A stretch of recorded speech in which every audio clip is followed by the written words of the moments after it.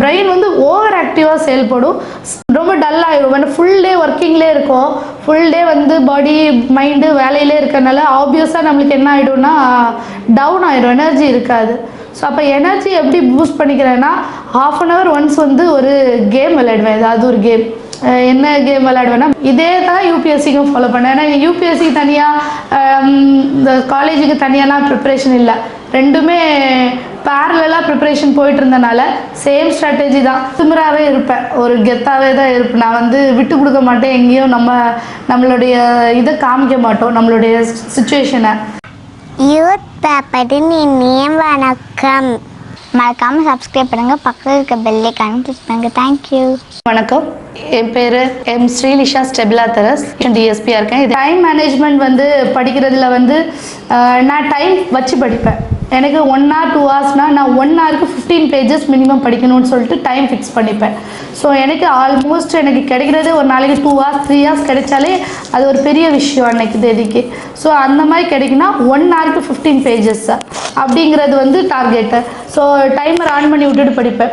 அதுக்கப்புறம் ஒரு ½ hourக்கு எதுவும் படிக்க மாட்டேன், கொஞ்சம் ரிலாக்ஸ் பண்ணுவேன், திருப்பி 1 hour படிப்பேன். ஸோ ஒரு நார்மலாக ஃப்ரெண்ட்ஸ்லாம்னா 5 to 6 pages, கொஞ்சம் சின்ன எழுத்தில் இருக்க பேஜஸ்னால் 5 to 6 pages 1 hourல பொறுமையாக படிக்கிறத வந்து நான் 1 hourல 15 pages படிக்கணுங்கிற ரொம்ப ரஷ் பண்ணி தான் ரீட் பண்ணுவேன்.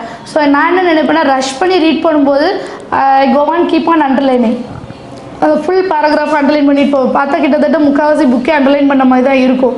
ஆனால் அந்த கண்டென்ட் நான் வந்து பார்த்துட்டே போயிருக்கேன், ஒன்ஸ் கிளான்ஸ் பண்ணியிருப்பேன். அடுத்தல அந்த அண்டர்லைன் பண்ணியிருக்கிறத மட்டும் பார்ப்பேன், அடுத்தல திருப்பி வந்து அந்த பேஜை பார்த்தாலே ரீகலெக்ட் ஆகிடும். ஸோ ஃபாஸ்ட் ரீடிங் தான். ஃபாஸ்ட் ரீடிங் அந்த நம்மளுக்கு இந்த எல்லாரும் எக்ஸ்பீரியன்ஸ் பண்ணியிருப்போம். எக்ஸாமுக்கு விடிய 2 நாள் இருந்து படிச்சிருப்போம், ஒரு புக்கில் ஒரு 100 பேஜ் தான் படிச்சிருப்போம். ஆனால் எக்ஸாம் காலையில் எக்ஸாம் ஹாலுக்கு உள்ளே போகிறதுக்கு முன்னாடி ஒரு லாஸ்ட் 10 minutesல படிப்போம். அந்த டைமில் வந்து பெரிய பெரிய கொஷின், ஒரு 2 கொஷின் 3 கொஷினில் அசால்ட்டாக படிச்சிடுவோம். எல்லாருக்கும் அது நடந்திருக்கும்.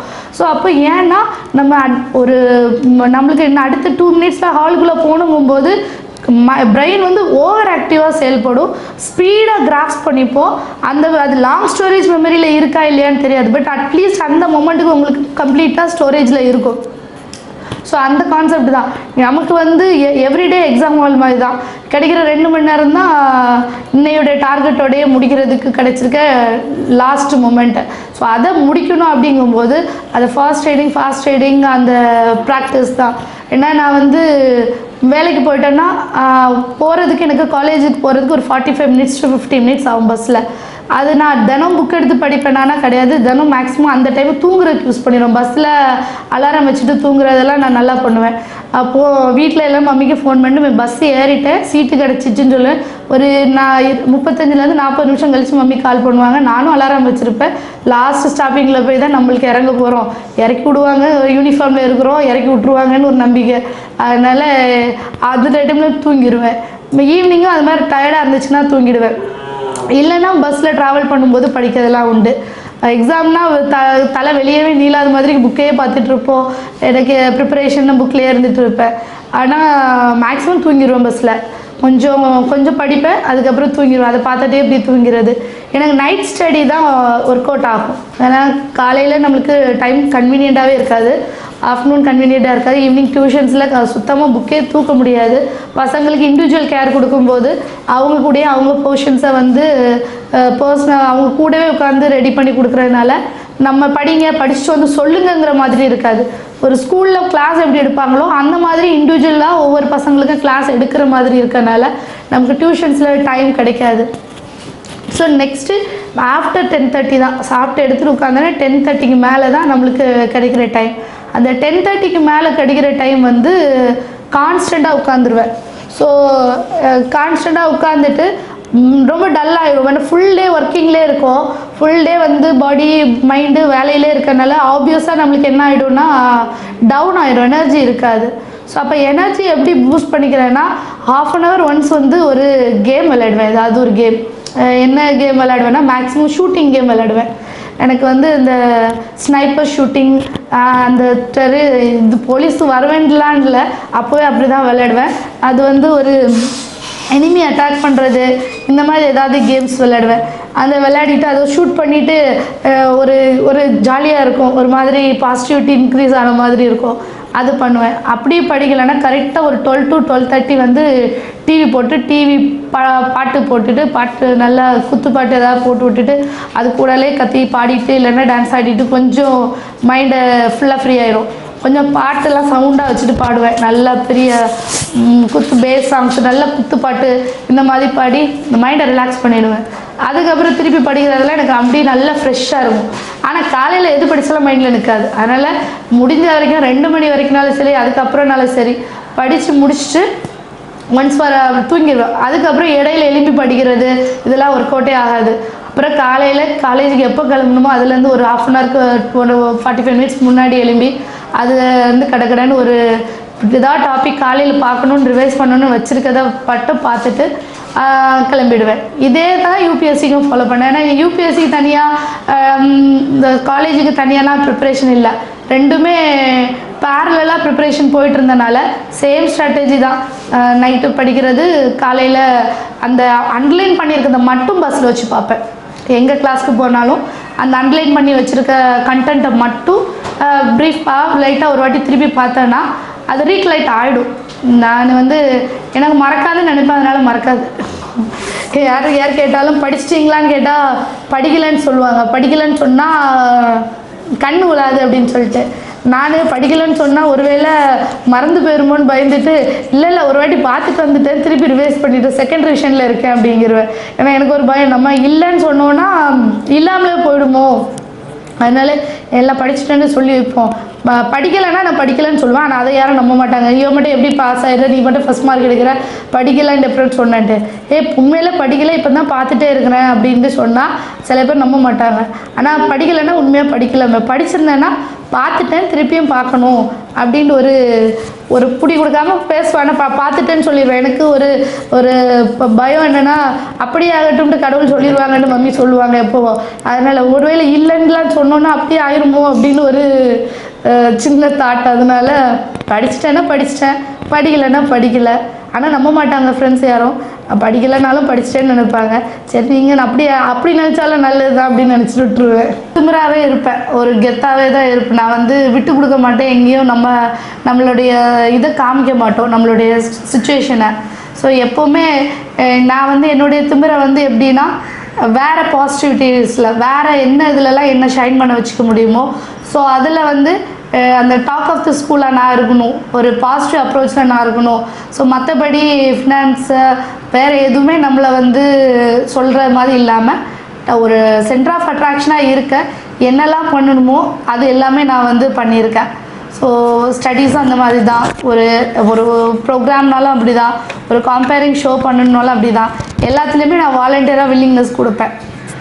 எனக்கு வந்து எல்லா இந்த எலக்யூஷன் எஸ்ஏ ரைட்டிங் எல்லாத்துலேயுமே ப்ரைஸ் வின் பண்ணுவேன். ஸோ பட் எனக்கு சிங்கிங் வரவே செய்யாது. அதனால் அதுவும் நான் வந்து பார்ட்டிசிபேஷனாவது இருக்கணும்னு சொல்லிட்டு த்ரூ அவுட் என்னோடய இதில் எல்கேஜிலேருந்து 12th வரைக்கும் எல்லா பாட்டு போட்டிகளும் வெளியே வந்தாலும் சரி உள்ளே வந்தாலும் சரி பார்ட்டிசிபேட் பண்ணியிருப்பேன். ஸோ அப்போ எல்லா பசங்களுமே கிண்டல் பண்ணாங்க, உனக்கு பாட்டு பாடவே வர மாட்டேங்குது, அதுக்கப்புறம் என்னென்னா உங்களுக்கு என்ன, நான் பார்ட்டிசிபேட் பண்ணுவேன். எனக்கு ஸோ எப்போவுமே எனக்கு அந்த பார்ட்டிசிபேஷன் ரொம்ப மஸ்ட்டு. ஆனால் நம்ம வந்து கீப் ஆன் அது நம்மளுக்கு அதிலே இருந்தோன்னா கன்ஃபார்மாக ஒன் டேயில் நம்மளுக்கு அதுக்குள்ளே பெனிஃபிட் கிடைக்கும் அப்படிங்கிற நம்பிக்கை உண்டு. ஸோ அதன் விளைவு வந்து ஒரு 9th 11th வரும்போது என்னோடய வாய்ஸுக்கு எது செட் ஆகுங்கிறத நான் தெரிஞ்சுக்கிட்டேன். அதில் பாடி நான் ப்ரைஸ் வின் பண்ணியிருக்கேன். ஸோ நான் அப்போது வந்து என்னென்னா இந்த மாதிரி குரல் வளம் இருக்கிறவங்க தான் வின் பண்ணணும் அப்படிங்கிற ஒரு இந்த ட்ராக்கை பிரேக் பண்ணிவிட்டு எனக்கு வேறு பேஸ் வைஸில் என்ன பண்ண முடியுமோ அது நான் பண்ணியிருக்கேன். ஸோ நான் என்னென்னா எனக்கு இது வராதுன்னு யாராவது சொன்னாங்கன்னா அந்த இடத்த விட்டு நம்மளுக்கு இது வராதுன்னு அடுத்தவங்க பேச்சை கேட்குறது இல்லை எப்போவுமே. ஸோ அதுக்கு தான் இதை சொல்கிறேன். எப்போவுமே எனக்கு என்ன கரெக்டாக படுதோ, எனக்கு இது செய்யணும்னு தோணுச்சுன்னா நான் செஞ்சுருவேன். அதுக்கு ஒப்பீனியன், செகண்ட் ஒப்பீனியனை கன்சல்ட் பண்ணுறது, அது கன்சல்ட் பண்ணாலும் ஃபைனல் ஒப்பீனியன் என்னோடதாக இருக்கும், ஃபைனல் டெசிஷன் என்னோடதாக தான் இருக்கணும். அண்ட் அதனாலே சின்ன வயசுலேருந்து ஸ்கூல் டேஸ்லேயே ஆகட்டும் காலேஜ் டேஸ்லேயே ஆகட்டும் மேக்ஸிமம் வந்து டீம் கேம்ஸோ டீம் இதில் எதுலேயுமே இருக்க மாட்டேன். எனக்கு வந்து அது ஒரு விதமான ஒரு ஃபீல் உண்டு. ஸோ நான் வந்து ஈவன் அது வந்து வெற்றியாக இருக்கட்டும் தோல்வியாக இருக்கட்டும் என்னோட போகணும் அப்படிங்கிறது எனக்கு ஒரு என்னோட மைண்ட் செட் கான்செப்ட். இது எந்தளவுக்கு ஒர்க் அவுட் ஆகும் மற்றவங்களுக்கு தெரியாது. ஸோ நான் குரூப் ஸ்டடீஸ் என்னால் படிக்க முடியாது. அதே மாதிரி குரூப் ஈவெண்ட்ஸில் நான் இருக்க மாட்டேன். அது மாதிரி எல்லாமே ஸ்போர்ட்ஸ் ஈவெண்ட்ஸ்னாலும் மேக்ஸிமம் இண்டிவிஜுவல் கேம்ஸ் தான். So running, long jump, relay எல்லாமே ரிலே மட்டும்தான் டீம் கேமில் இருக்கும். மற்றபடி எல்லாமே இண்டிவிஜுவல் பெர்ஃபார்மன்ஸ் என்னெல்லாம் உண்டோ அதுதான் நான் செலக்ட் பண்ணுவேன். டீம் கேம்ஸ் வந்து எனக்கு வந்து ஒருத்தங்களை ப்ளேம் பண்ணி நீ ஒன்றால் தான் தோத்துச்சு ஒன்றால் தான் ஜெயிச்சிச்சுன்னு சொல்கிறதுல விருப்பம் இருக்காது. தோத்தாலும் ஜெயித்தாலும் அது நம்மளால் என்று சொல்லிட்டு அந்த ப்ளேமை நான் எனக்கு தான் நானே சாட்டிஸ்ஃபை பண்ணிவிட்டு அடுத்தால அதை எப்படி இம்ப்ரூவ் பண்ணிக்கலாம் அதில் மூவ் பண்ணுவேன். பட் இவங்களால் நான் ஒரு பாயிண்ட் அவுட் பண்ணி நீங்கள் இதனால தான் தோத்துச்சு இதனால தான் பண்ணிச்சுன்னு சொன்னால் என்னால் அதை டைஜஸ்ட் பண்ணிக்க முடியாது. ஸோ அதனால் எப்போவுமே இண்டிவிஜுவல் பர்ஃபார்மராகவே இருந்துட்டேன். அது காலேஜ் டேஸ்லேயும் அதே தான் கண்டினியூ ஆச்சு. காலேஜ்லேயும் எப்போவுமே ஒரு பேப்பர் ப்ரெசன்டேஷன் பண்ண போகிறோனாலும் சரி எதுனாலும் சரி இந்த கம்பல்சரியாக குரூப்பாக இருக்கணும் டீம் இருக்கணும்னா மட்டும் டீமை தேடுவேன். இல்லைன்னா இண்டிவிஜுவலாகவே எல்லா இடத்துக்கும் பெர்ஃபார்ம் பண்ணிட்டு வந்துடுவேன். ஸோ அது ஒரு இது ஏன்னா எனக்கு வந்து யார் கூடயும் வந்து காம்படிஷன் வந்து என்னென்னா எனக்கு நானே காம்படிஷன் அண்ட் மோரோவர் வந்து கிளாஸில் எல்லாரையுமே காம்படிஷனாக தான் பார்ப்பேன். அது சின்ன வயசுலேருந்து எப்படின்னா ஒரு கிளாஸில் இருக்க எல்லா ஸ்டூடெண்ட்ஸ் ஒரு டாப் 10 ரேங்கில் இருக்கிறவங்க எல்லாருடைய நேமு சப்ஜெக்ட் எல்லாத்துக்கும் நானே ஒரு காலம் போட்டு வச்சுருவேன் ஒரு நோட்டில். அவங்கவுங்க சப்ஜெக்ட்டுக்கு அவங்க பேப்பர்ஸ் டிஸ்ட்ரிபியூட் பண்ண முடிய மார்க்கு அவங்களுக்கே தெரியாமல் அவங்களுக்கு கிளாஸில் டிஸ்ட்ரிபியூட் பண்ணும்போதே நோட் பண்ணி வச்சுட்டே வருவேன். நானே கால்குலேட் பண்ணி யார் ஃபஸ்ட் ரேங்க் வருவா யார் செகண்ட் ரேங்க் வருவா யார் போன தடவைக்கு இந்த வாட்டி இம்ப்ரூவ் பண்ணியிருக்காங்களா நம்ம ஏதாவது டவுன் ஆகிருக்குமா இது எல்லா கால்குலேஷனும் மந்த்லி நானே பண்ணிவிடுவேன். ஸோ எப்போவுமே அந்த போட்டி தான் எல்லாத்துலேயுமே வந்து போட்டி போட்டுகிட்டே இருப்பேன். எனக்கு நானும் போட்டி போடுவேன் என் கூட இருக்க முடியும் போட்டி போடுவேன். ஸோ அப்படியே ஃபுல்லாகவே மூவ் ஆகிட்டேன். அண்ட் சேம் திங் தான் எனக்கு அது தொட்டில் பழக்கம் போல் எப்போவுமே அது என்னுடைய கண்டினியூ ஆகிடுச்சு. ஸ்கூல் காலேஜ் அதனாலே ரொம்ப ஃப்ரெண்ட்ஸ் கூட அட்டாச்மெண்ட்டு அது மாதிரி எனக்கு அமையலை. ரொம்ப ரொம்ப ரேர் தான் ஃப்ரெண்ட்ஸ் எல்லாத்துலேயும் நல்லா பேசிப்பேன். பட் ரொம்ப பேசிக்கிறது அந்த மாதிரி இருக்கிறதுனா ரொம்ப கம்மி. மேக்ஸிமம் ஒர்க்கஹாலிக்காக இருக்கிற மாதிரி அந்த ஏதோ ஒரு வேலையை வச்சுட்டு மூவ் பண்ணிக்கிட்டே இருப்பேன். ஸோ எனி டைம் வந்து ஸ்டாஃப் கூட ரொம்ப இதாக இருப்பேன். ஸோ அதனால் பசங்க வந்து கொஞ்சம் டிஸ்டன்ஸ் கீப் அப் பண்ணுவாங்க. நம்மளுக்கு வந்து எல்லாருக்கும் தெரியும் இன்னும் நம்மளுடைய ஒர்க் நேச்சர் எப்படி இருக்குது ஓடிட்டே இருக்கிறா அப்படின்னு சொல்லிட்டு. ஸோ அது கொஞ்சம் அரகண்ட்டாக பிஹேவ் பண்ணுவேன். சில டைமில் ஏதாவது வந்து யாராவது பேசிட்டாங்கன்னா அது அப்படியே ரிஃப்ளெக்ட் ஆகும். இப்போ பரவாயில்ல இப்போ கண்ட்ரோல் பண்ணியிருக்கேன். அந்த டைமில் வந்து அது அந்த கோவத்தினோட வெளிப்பாடாக வந்து கிளாஸ் லீடர் தான் 12th வரைக்கும் கிளாஸ் லீடர். ஸோ அந்த டைமில் பயங்கரமாக அதை கண்ட்ரோலில் வச்சுக்கணும். நம்மளை வேறு எதுலேயும் வந்து நம்மளை வந்து நம்ம இன்ஃபீரியராக ஃபீல் பண்ணக்கூடாதுங்கிறதுக்காக நான் எல்லாத்துலேயுமே நான் சுப்பீரியராக நினச்சிப்பேன். ஸோ அதனால் அந்த டாமினேட்டிங் அரகன்சி அக்ரெசிவ்னஸ் எல்லாமே இருந்துச்சு. அதுக்கப்புறம் அது செட்டில் ஆகிறதுக்கு எனக்கு ஆஃப்டர் 20 இயர்ஸ்க்கு அப்புறம் தான் ஓரளவுக்கு அது எனக்கு கம்மியாச்சு. ஸோ அந்த 20 இயர்ஸ் வரைக்கும் ஒரு அரகன்ட் சைல்டாக ஒரு எப்படி தான் இதெல்லாம் வீட்டில் கட்டி போட்டு வளர்க்குறாங்கன்னு கேட்குற அளவுக்கு பசங்க கேட்குற அளவுக்கு ஒரு அரகன்சி இருக்கும் எப்போவுமே. ஸோ இந்த மாதிரியே இருந்துச்சு. ஸோ இது வந்து ஒரு மேபி ஒரு சைக்காலஜிக்கல் பூஸ்டாகவும் எடுத்துக்கலாம். அந்த இன்ஃபீரியாரிட்டி காம்ப்ளெக்ஸுங்கிறது வராமல் நான் அதை வந்து ஆப்போசிட் வேல எடுத்துக்கிட்டு போயிட்டேன். ஸோ இந்த அரகன்சி மூலமாக நான் இன்ஃபீரியாரிட்டி காம்ப்ளெக்ஸை ஓவர் கம் பண்ணேன்னு தான் சொல்லணும். காம்ப்ளெக்ஸ் இல்லைன்னு நம்ம சொல்ல முடியாது. அந்த காம்ப்ளெக்ஸ் ஆகக்கூடிய இடத்துல வந்து அதை வந்து வைஸ் வர்ஸாக எடுத்துப்பேன். எனக்கு வந்து ஃபஸ்ட்டு தமிழ் நல்ல எலக்யூஷன் தமிழ் ஸ்பீச் நல்லாயிருக்கும். பட் இங்கிலீஷ் ஸ்பீச் வந்து அந்தளவுக்கு அந்த ஃப்ளூயன்சி இருக்காது ஃபஸ்ட்டு இனிஷியல் டேஸில் ஒரு 5th 6th. ஸோ எழுதி கொடுத்து மனப்பாடம் பண்ணி பேசும்போது நம்மளுக்கு வந்து அந்த எங்கேயாவது மிஸ் பண்ணிட்டா அதை எப்படி மேட்ச் பண்ணுறது எப்படி கோஹரண்டாக கொண்டு வர்றது அப்படிங்கிறது தெரியாது. ஸோ எல்லாரும் சிரிக்கும்போது நெக்ஸ்ட்டு நம்ம இங்கிலீஷ் எலக்யூஷன் போகக்கூடாது அப்படின்னு நினைப்பாங்க. பட் நான் வந்து இல்லை எழுதி கொடுத்து படித்தா தான் நம்மளுக்கு இந்த ப்ராப்ளம் வருது. ஸோ நம்ம கான்செப்டை அண்டர்ஸ்டாண்ட் பண்ணிவிட்டு நம்மளுக்கு தெரிஞ்ச மாதிரி அந்த வேர்டிங்ஸ் போட்டு பேசும்போது அந்த ஃப்ளோ என்னால் கொண்டு போக முடிஞ்சுது. ஸோ என்னால் அந்த ஸ்டேஜை வந்து லைவ்லியாக கொண்டு போக முடியும். உங்கள் கான்ஃபிடென்ஸ் வர ஆரம்பிக்கிறது வந்து ஒரு 7th standard 8th standardலேருந்து. ஸோ அதுக்கப்புறம் இப்போ வரைக்கும் எந்த ஸ்டேஜ் கொடுத்தாலும் ஏதாவது ஒரு கான்செப்ட் கொடுத்தா இன்னும் ஒரு ஒரு ஒரு 5 மினிட்ஸ் 10 மினிட்ஸ் ப்ரிப்ரேஷனில் என்னால் அந்த ஷோவை எடுத்துகிட்டு போக முடியும் உங்கள் கான்ஃபிடென்ஸை. ஸோ எல்லாமே வந்து செல்ஃப் எவாலுவேஷன் அண்ட் அதுக்கப்புறம் செல்ஃப் கரெக்ஷன் அப்படி இதில் தான் நம்மளுக்கு வந்து டெவலப் ஆகிட்டே வந்தோம்.